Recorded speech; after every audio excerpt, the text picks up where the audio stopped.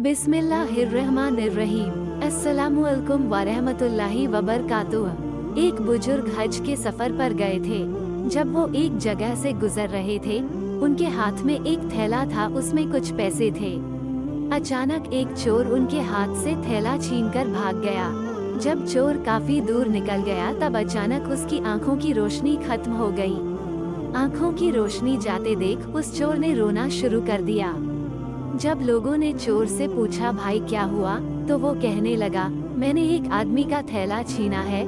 वो कोई बड़ा अल्लाह का करीबी बंदा लगता है। मेरी आंखों की रोशनी चली गई।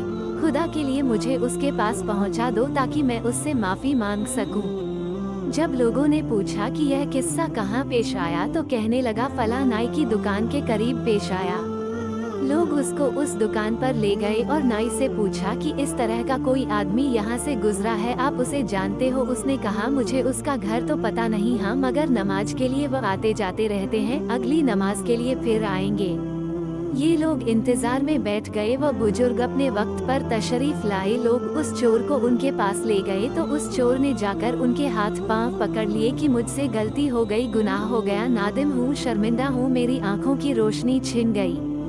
आप अपने पैसे वापस ले लीजिए और मुझे माफ कर दीजिए ताकि अल्लाह ताला मेरी आंखें ठीक कर दे। वो बुजुर्ग कहने लगे कि मैंने तो तुझे पहले ही माफ कर दिया है।